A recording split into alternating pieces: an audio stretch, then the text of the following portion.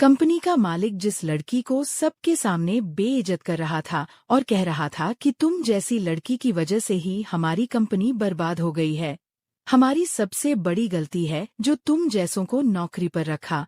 लेकिन फिर जब उसकी असली सच्चाई पता चली तो ऐसा हुआ जिसकी कल्पना किसी ने अपने सपने में भी नहीं की थी।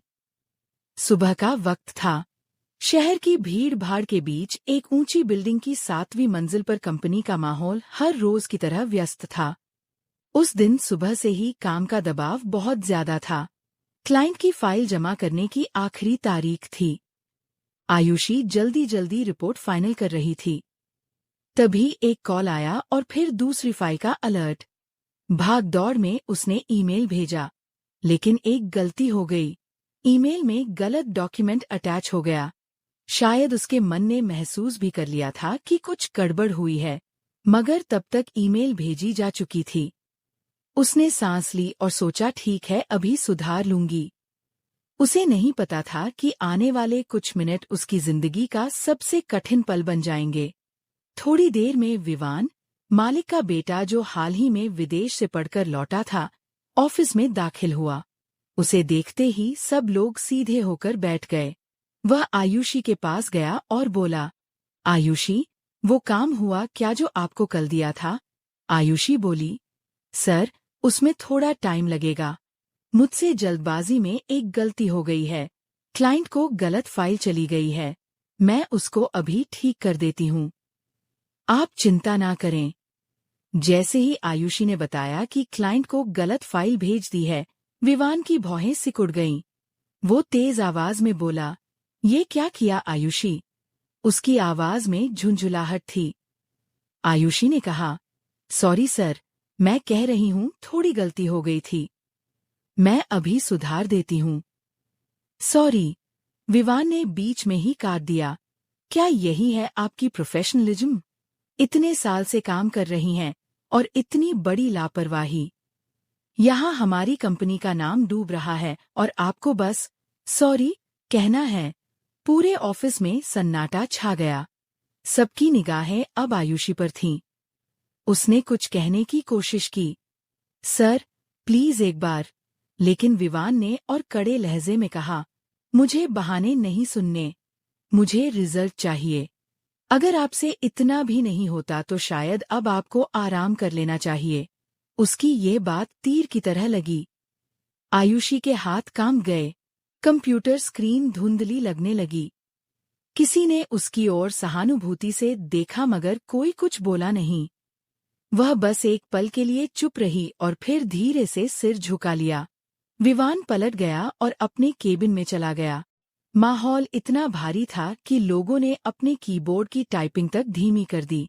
आयुषी अपनी कुर्सी पर बैठी रही मगर उसके अंदर कुछ टूट चुका था।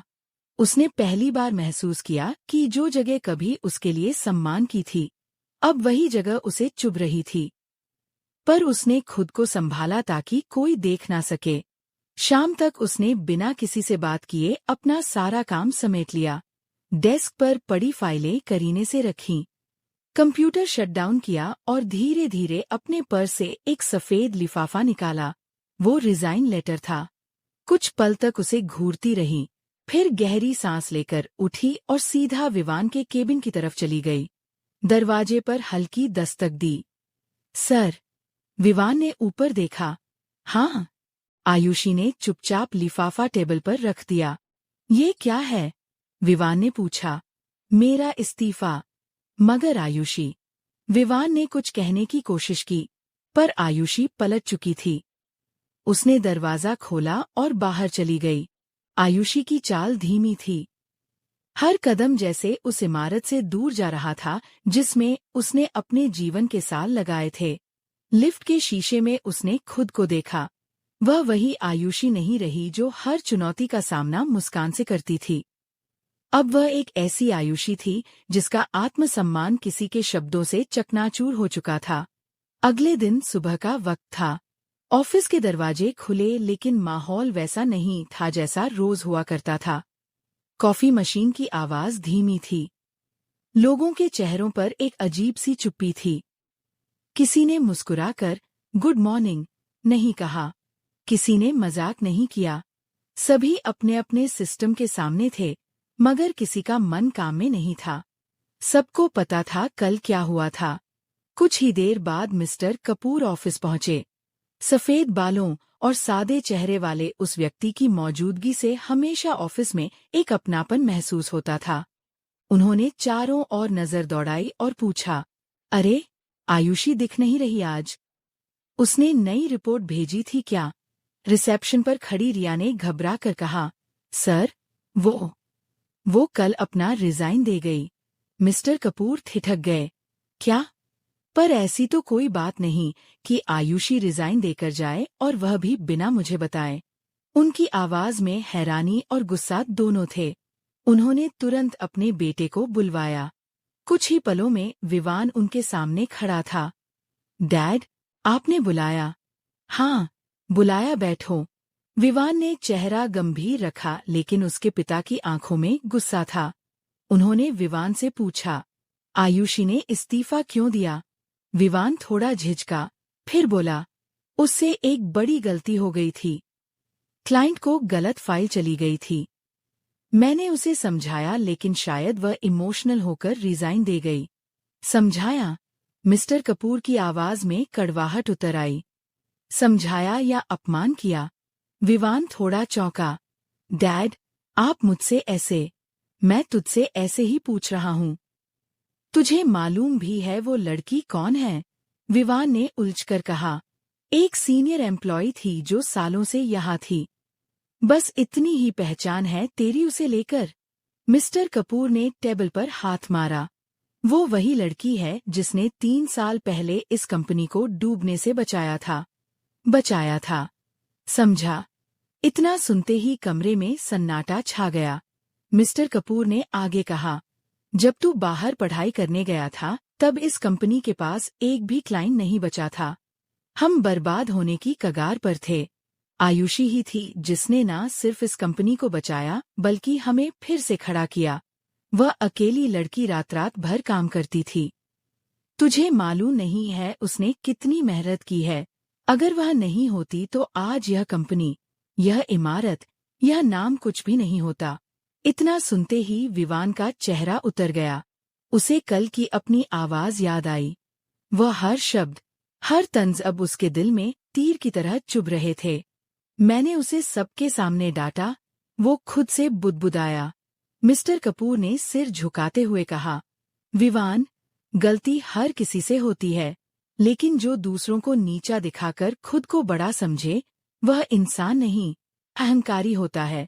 विवान ने मिस्टर कपूर से कहा, डैड, मैंने बहुत बड़ी गलती कर दी। हाँ, और अब वही गलती तुझे सुधारनी होगी। जा, माफी मांग उससे। विवान ने बिना कुछ कहे सिर हिलाया और ऑफिस से निकल गया। वो आयुषी के घर पहुंचा। दरवाजे पर हल्की दस्तक दी। कुछ देर बाद दरवाजा खुला। आयुषी सामने थी। विवान के पास शब्द नहीं थे। उसने धीमे स्वर में कहा, आयुषी, मैं माफी मांगने आया हूँ। आयुषी ने बस एक पल के लिए उसे देखा। वह वही आदमी था जिसने कल उसकी दुनिया हिला दी थी। क्यों आए हैं आप? उसने कहा। ये कहने की गलती मुझसे हुई। मुझे अफसोस है। आयुषी हंसी, मगर वह हंसी दर्द में डूबी थी। अफसोस तब होता है जब किसी को एहसास हो कि उसने इंसान को नहीं, उसके आत्मसम्मान को तोड़ा है। विवान ने सिर झुका लिया और कहा, मुझे एहसास है। सच में। आप चाहे तो मुझे सजा दे दीजिए, पर माफ कर दीजिए। आयुषी बोली, माफी आसान है विवान साहब, लेकिन सम्मान, वो जब एक बार टूट जाए तो फिर कभी वापस नहीं मिलता। विवान कुछ पल चुप खड़ा रहा, फिर कहा, मैं समझ गया, अब और कुछ नहीं कहूंगा। बस एक बार माफ कर दो। आयुषी ने कहा, विवान साहब, जब चोट आत्मसम्मान पर लगती है तो किसी के लिए माफी नहीं निकलती। भलाई इसी में है कि आप यह बात यहीं खत्म कर दें। विवान ने कुछ नहीं कहा।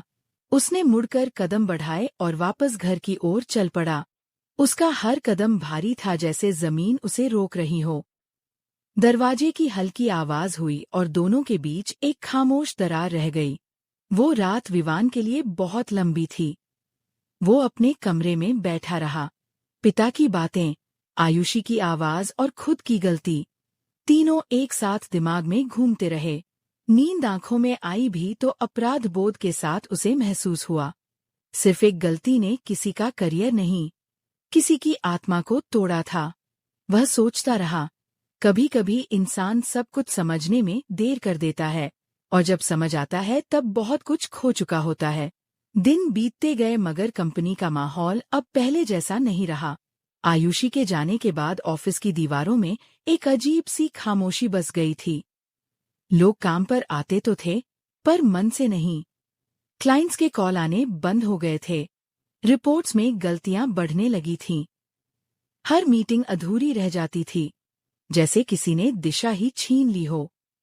विवान के चेहरे से अब घमंड की जगह बेचैनी झलकती थी। वह खुद को काम में झोंक देता, रात रात जाग कर कोशिश करता कि सब ठीक कर दे। लेकिन जैसे ही किसी प्रोजेक्ट में दिक्कत आती उसे याद आता, अगर आयुषी होती तो शायद सब संभल जाता। एक दिन कंपनी का एक पुराना क्लाइंट मीटिंग में आया। उसने कहा, आपके पास वह पुरानी टीम नहीं रही। वह लड़की कहाँ है जो काम संभालती थी? आयुषी। विवान चुप रहा। क्लाइंट ने सिर हिलाया। उसके बिना यह कंपनी कुछ अधूरी लगती है। वो वाक्य विवान के दिल में गूंजता रह गया। मिस्टर कपूर ने मीटिंग खत्म होने के बाद कहा, देख लिया बेटा, जब इज्जत खो जाती है तो काम अपने आप गिर जाता है। विवान ने कुछ नहीं कहा, बस धीरे से बोला, डैड, अब सिर्फ एक ही रास्ता बचा है, माफी। अगले ही दिन सुबह विवान और उसके पिता आयुषी के घर के बाहर खड़े थे। दरवाजा खुला। आयुषी के पिता सामने थे। उन्होंने दोनों को देखा और उनके चेहरे की झिझक भांप ली। आइए अंदर आइए मिस्टर कपूर, उन्होंने शांत स्वर में कहा। आयुषी अंदर आई। साड़ी के पल्लू को हल्के से ठीक करते हुए जैसे ही उसने मिस्टर कपूर को देखा, नमस्ते किया। मिस्टर कपूर ने नमस्ते ली और झट से हाथ जोड़ दिए। बेटी, गलती हमसे हुई है, हमें माफ कर दो। आयुषी ने कुछ नहीं कहा, बस चुपचाप सुनती रही। विवान आगे बढ़ा और कांपते स्वर में बोला, आयुषी, मुझे नहीं पता मैं अपनी बात कैसे कहूँ, लेकिन मैं सिर्फ अपनी गलती नहीं, अपने अहंकार के लिए भी शर्मिंदा हूँ। अगर मैं वक्त वापस ला पाता तो कभी वह शब्द नहीं कहता। आयुषी ने शांत स्वर में कहा, गलतियां सुधारी जा सकती हैं विवान, लेकिन जख्म तभी भरते हैं जब माफी सच्ची हो। मिस्टर कपूर ने कहा, हम सिर्फ माफी नहीं, एक विनती लेकर आए हैं। कंपनी डूबने के कगार पर है, लोगों की नौकरी दाव पर लगी है, तुम्हारे बिना वह चल नहीं सकती। कृपया वापस आ जाओ। आयुषी की आंखों में आंसू आ गए। वो पल दोराहे जैसा था, एक तरफ उसका आत्मसम्मान, दूसरी तरफ उसका कर्तव्य। कुछ देर बाद उसने धीरे से कहा, मैं किसी कंपनी के लिए नहीं, अपने आत्मसम्मान के लिए जीती हूँ। लेकिन अगर मेरी मेहनत से कई परिवारों की रोजी जुड़ी है, तो मैं लौटूंगी। मिस्टर कपूर मुस्कुराए। आंखें भीग चुकी थीं। बस यही तो हमें चाहिए, बेटी। हमारी कंपनी को तुम्हारे जैसे सोच की जरूरत है। विवान ने सिर झुकाकर कहा, धन्यवाद, और वादा करता हूँ, इस बार मैं बचाया था, समझा। इतना सुनते ही कमरे में सन्नाटा छा गया। मिस्टर कपूर ने आगे कहा, जब तू बाहर पढ़ाई करने गया था तब इस कंपनी के पास एक भी क्लाइंट नहीं बचा था। हम बर्बाद होने की कगार पर थे। आयुषी ही थी जिसने न सिर्फ इस कंपनी को बचाया बल्कि हमें फिर से खड़ा किया। वह अकेली लड़की रात रात भर काम करती थी। तुझे मालूम नहीं है उसने कितनी मेहनत की है। अगर वह नहीं होती तो आज यह कंपनी, यह इमारत, यह नाम कुछ भी नहीं। इतना सुनते ही विवान का चेहरा उतर गया। उसे कल की अपनी आवाज याद आई। वह हर शब्द, हर तंज अब उसके दिल में तीर की तरह चुभ रहे थे। मैंने उसे सबके सामने डांटा, वह खुद से बुदबुदाया। मिस्टर कपूर ने सिर झुकाते हुए कहा, विवान, गलती हर किसी से होती है, लेकिन जो दूसरों को नीचा दिखाकर खुद को बड़ा समझे, वह इंसान नहीं, अहंकारी होता है। विवान ने कहा, डैड, मैंने बहुत बड़ी गलती कर दी। हाँ, और अब वही गलती तुझे सुधारनी होगी। जा, माफी मांग उससे। विवान ने बिना कुछ कहे सिर हिलाया और ऑफिस से निकल गया। वह आयुषी के घर पहुंचा। दरवाजे पर हल्की दस्तक दी। कुछ देर बाद दरवाजा खुला। आयुषी सामने थी। विवान के पास शब्द नहीं थे। उसने धीमे स्वर में कहा, आयुषी, मैं माफी मांगने आया हूँ। आयुषी ने बस एक पल के लिए उसे देखा। वह वही आदमी था जिसने कल उसकी दुनिया हिला दी थी। क्यों आए हैं आप? उसने कहा, ये कहने की गलती मुझसे हुई। मुझे अफसोस है। आयुषी हंसी, मगर वह हंसी दर्द में डूबी थी। अफसोस तब होता है जब किसी को एहसास हो कि उसने इंसान को नहीं, उसके आत्मसम्मान को तोड़ा है। विवान ने सिर झुका लिया और कहा, मुझे एहसास है। आप चाहे तो मुझे सजा दे दीजिए, पर माफ कर दीजिए। आयुषी बोली, माफी आसान है विवान साहब, लेकिन सम्मान वो जब एक बार टूट जाए तो फिर कभी वापस नहीं मिलता। विवान कुछ पल चुप खड़ा रहा, फिर कहा, मैं समझ गया। अब और कुछ नहीं कहूंगा। बस एक बार माफ कर दो। आयुषी ने कहा, जब चोट आत्मसम्मान पर लगती है तो किसी के लिए माफी नहीं निकलती।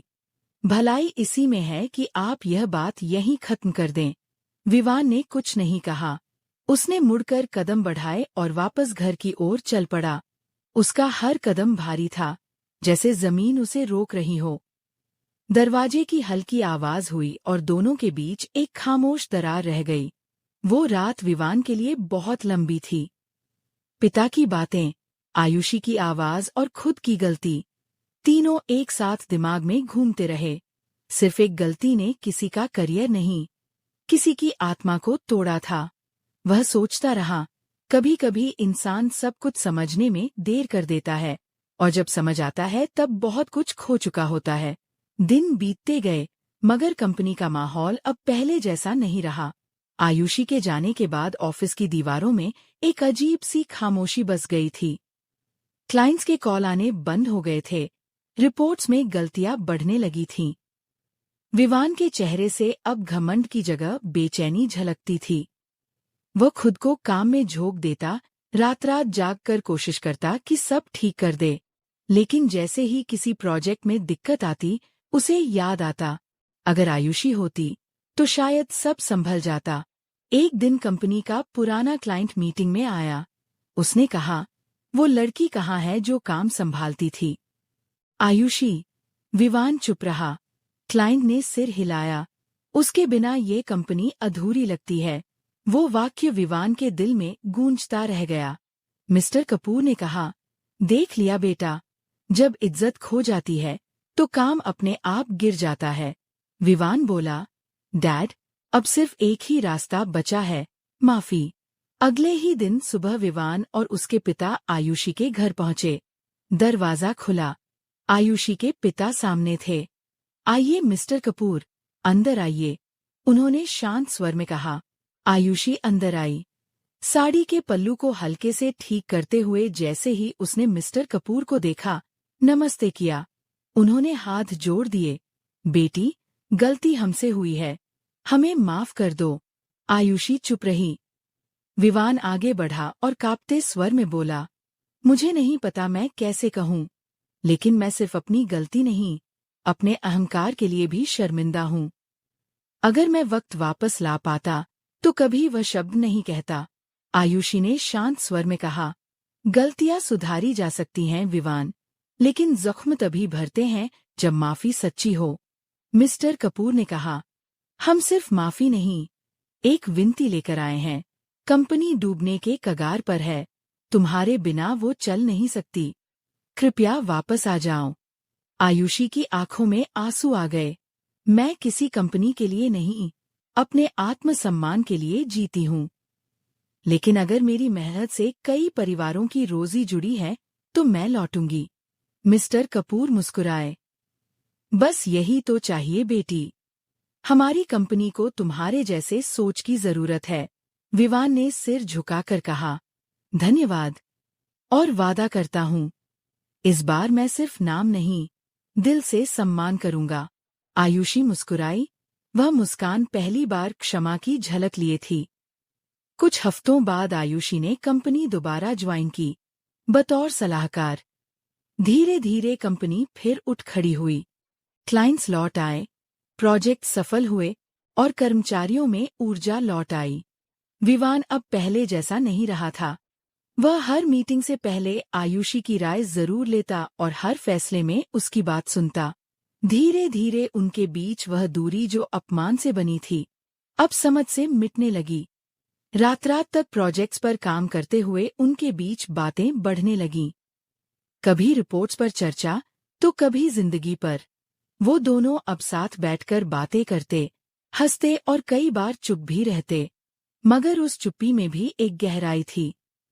हर गुजरते दिन के साथ दोनों के बीच एक ऐसा रिश्ता बनने लगा था जिसकी नींव सम्मान पर रखी गई थी और दीवारें भरोसे की थीं।